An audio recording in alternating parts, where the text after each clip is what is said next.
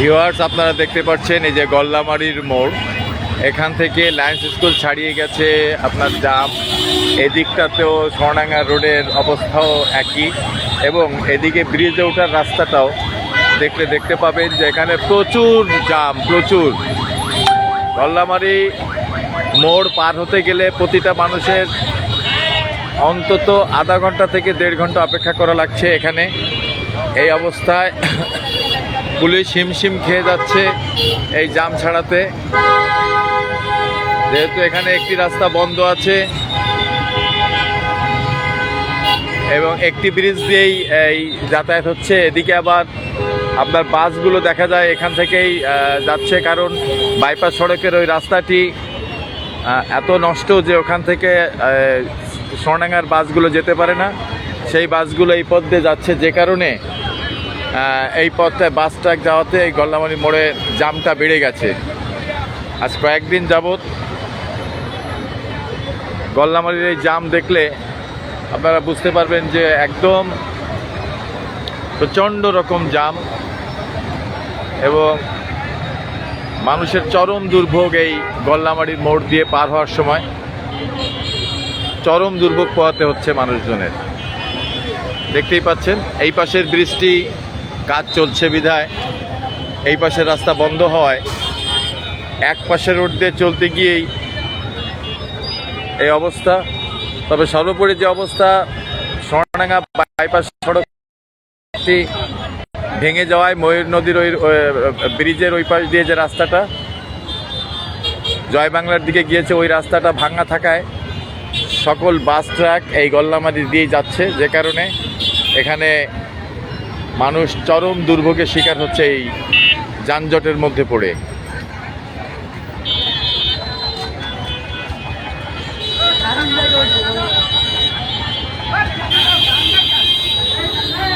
দেখতে পাচ্ছেন এখানে মানুষও বেঁধে যাচ্ছে, যারা রাস্তার মাঝখানে তারা কোনোভাবেই যেন রাস্তা পার হতে পারছে না।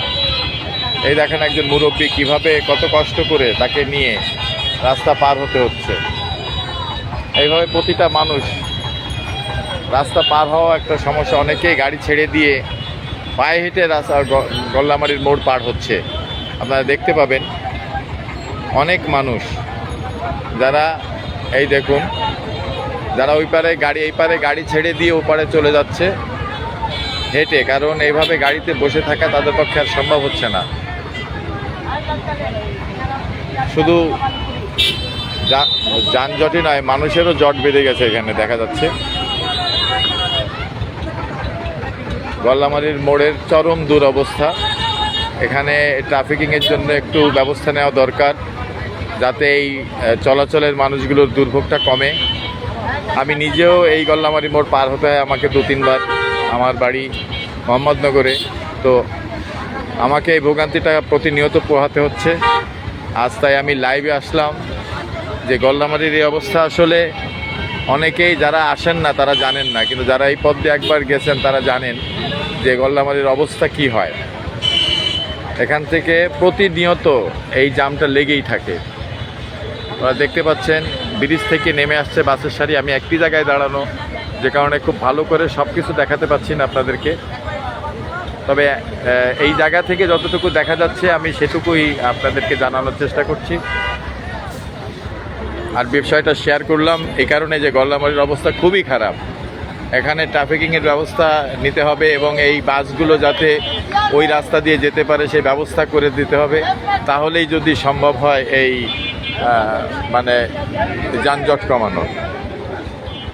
মানুষ বিকল্প পথ খুঁজছে। অনেকে আছেন যারা এখানে এসে গাড়িতে আটকে গেছেন, এবং তারাই এটা দেখছেন। ভোগান্তির শেষ নাই। গল্লামারি মোড়ে আসলেই বোঝা যায় যে এখানে ভোগান্তিটা কতটা।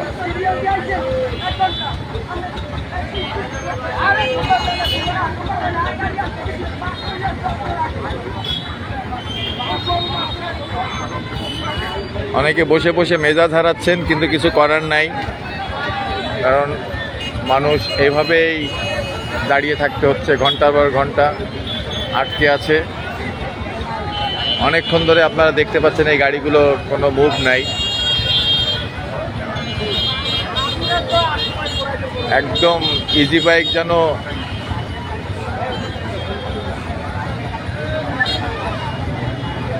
ইজি বাইকের স্বর্গরাজ্য। আমাদের গল্লামারি মোড়ে আসলে বোঝা যায় যে খুলনা শহরে কতগুলো ইজি বাইক চলে, তা এখানে আসলেই বোঝা যায়।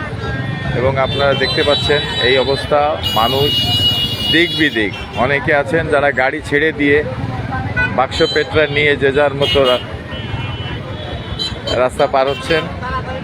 ইভেন কি আমি দেখতে পাচ্ছি এখানে কিছু ছাত্রদেরকেও দেখতে পাচ্ছি, তারাও হেঁটে যাচ্ছে, কারণ পরিবহনের অবস্থা খুবই খারাপ। এই যে দেখতে পাচ্ছেন যে একটি গাড়ি থেকে যাত্রীরা নেমে যাচ্ছে, যে এভাবে আটকে না থেকে আমরা হেঁটে ওই পারে গিয়ে আরেকটি গাড়িতে উঠে যাব, এরকম বিষয়গুলো চোখে পড়ছে। এবং মানুষ বিরক্ত অনেকটা, যে কতক্ষণ আর দাঁড়িয়ে থাকতে পারে।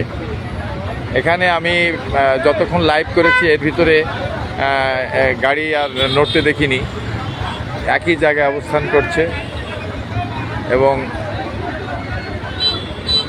মানুষের যে চরম দুর্ভোগের শিকার হচ্ছে, এই দেখুন গাড়ি থেকে নেমে নেমে সব গাড়িগুলো থাকলে অনেকে যাদের নামার উপায় নেই তারাই আছে, আর তাছাড়া বাকি মানুষগুলো নেমে চলে যাচ্ছেন।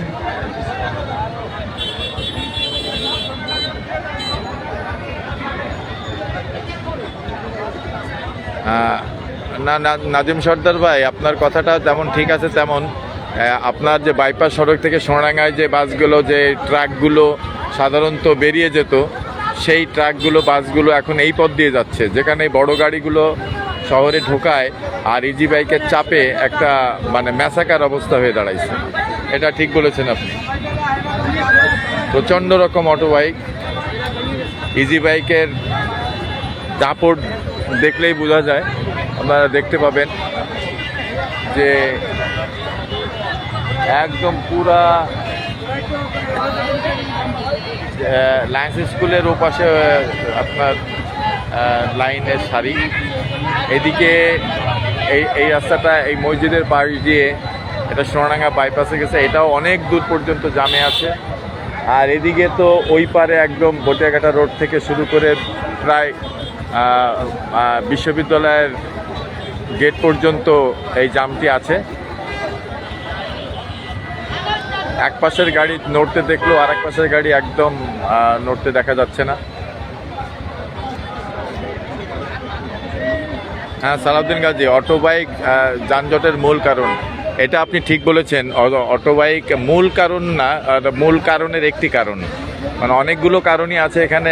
ট্রাফিকিংয়ের ব্যবস্থা, এখানে যেহেতু একটি মাত্র লেন দিয়ে এখানে চলাচল করা হচ্ছে, সেই ক্ষেত্রে সেখানে যদি বড় বড় গাড়ি আপনি দেখতে পাচ্ছেন, এখানে ট্রাক, তারপর আপনার কাভার্ড ভ্যান, তারপরে হচ্ছে আপনার বিভিন্ন ধরনের রোডসের যে গাড়িগুলো, বালির ট্রাক ইত্যাদি এখানে এসে আটকে আছে।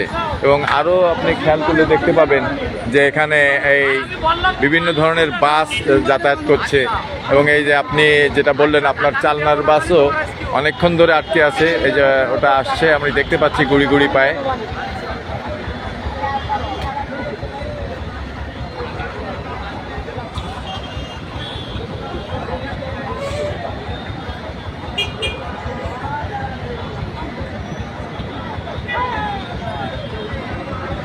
ইজি বাইকের স্বর্গরাজ্য আপনি বলতেই পারেন, কারণ যে অবস্থা, এটা আসলেই আমাদের এটা নিয়ে ভাববার সময় এসেছে। নগরীতে যানজট মুক্ত রাখা এবং ইজি বাইকও আমাদের খুবই প্রয়োজনীয় একটি যান, এটারও আমাদের দরকার আছে। আবার পাশাপাশি আমাদের যানজট মুক্ত করে যাতে আমরা চলতে পারি, সেই জন্য যেন আমরা চেষ্টা করব। আমি দেখতেছি ইতিমধ্যে স্বেচ্ছাসেবকের একটি দল চলে এসেছে আমাদের এই যে যানজট এটা মুক্ত করার জন্য। তাদেরকে বোধহয় আনা হয়েছে, কারণ যে পরিস্থিতি, এটা শুধুমাত্র ট্রাফিক দিয়েই সম্ভব হচ্ছে না, যে কারণে তারা চলে আসছে। আমরা দেখতে পাচ্ছি এই যে একটি টিম অলরেডি চলে আসছে, তারা ওই পাশে কেন গাড়ি যাচ্ছে না, এবং এই যে গাড়িটি যে এখান থেকে উল্টো পথে ঘোরানোর চেষ্টা করছে, এইগুলো হচ্ছে আমাদের যানজটের যে কারণগুলো। ইজি বাইক দেখলেন যে এর ভিতর থেকে উল্টা ঘোরানোর চেষ্টা করছে গাড়ি, এবং যে কারণে আবারও তীব্র যানজটের যে সুরাহা হবে সেরকম কোনো অবস্থান নাই। এখানেই দেখুন, এখানে যে গাড়িগুলোর প্যাসেঞ্জার নেমে গেছে এবং অনেকে আছেন যারা যেতে চাচ্ছেন না যে ফিরে যাই, তো সেই গাড়িগুলোকে জায়গায় ফেরানো হচ্ছে।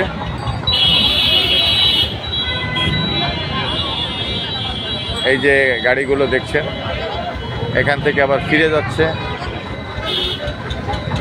কিছু ওই পারের গাড়ি আছে যাদের যেতেই হবে তারাই যাচ্ছেন। এই একটু পথ হয়তো ইয়ে হলো, কিন্তু আসলে মূল যে পথটায় বাসগুলো এখনও দাঁড়িয়ে আছে এখানে, এই বাসটিকে আমি অনেকক্ষণ ধরে এই চালনার বাসটি দাঁড়িয়ে থাকতে দেখেছি এবং এখনও অবধি দাঁড়িয়ে আছে গাড়িটি। এখন স্বেচ্ছাসেবক দলের টিম কাজ করছে। একটি গাড়ি এখানে আবার একটু আড় করে দিল এই যে বাইকটা, যে কারণে এখানে আরেকটু সমস্যার সৃষ্টি হয়েছে। এটাকে রিলিজ করার জন্য চেষ্টা চলছে।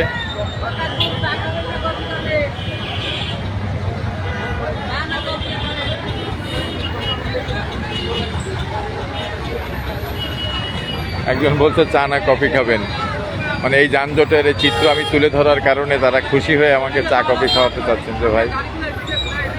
হ্যাঁ,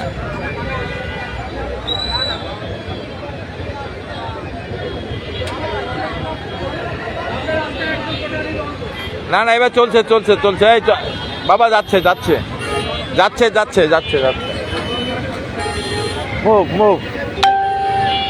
এই হয়েছে অবস্থা এখানে সামনে। এই অনেকক্ষণ পর একটুখানি চলতে দেখা গেছে যদিও, তারপরে আবারও থেমে যাওয়ার উপক্রম। আমার মনে হয় যে এটা খুব ধীর গতিতে আবার একটু চলা শুরু করলো। আমরা দেখতে পাচ্ছি এই গাড়িগুলো আবারও একটু সচল হয়েছে অনেকক্ষণ পর। এই পাশটা কিছুটা সচল হয়েছে এবং চারিদিকে মানুষের ঢল, মানুষ অস্থির হয়ে গেছে। এখানে কোনো জায়গায় মানুষ নিজেরাই গাড়ি ঢুকিয়ে দেওয়ার কারণে বৎসায় জড়াই যাচ্ছেন অনেকে।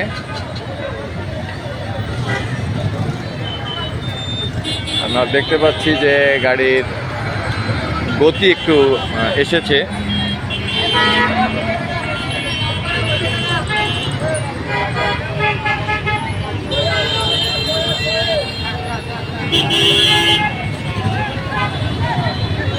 তো বন্ধুরা, এই যানজট আসলে দেখালে অনেকক্ষণ দেখাতে হতে হবে। আপনি দেখতে পাচ্ছেন যে এখানে কিছু বাইকাররাও বেশভাবে বেঁধে গেছে অনেকক্ষণ ধরে, তারাও অনেকক্ষণ ধরে চেষ্টা করছে বেরোনোর জন্য। পুলিশ বা কর্মী যারা আছেন তারা স্বেচ্ছাসেবক, তাদেরকে ডেকে আনা হয়েছে এখানে এই গুরুত্বপূর্ণ মোড়ের এই যানজট ঠেকাতে। আপনি দেখতেই পাচ্ছেন যে এখানে যে কি পরিমাণ মানুষের ভিড় এবং কি পরিমাণ জটলা পেকেছে। তো বন্ধুরা, আজ এই পর্যন্তই। সবাইকে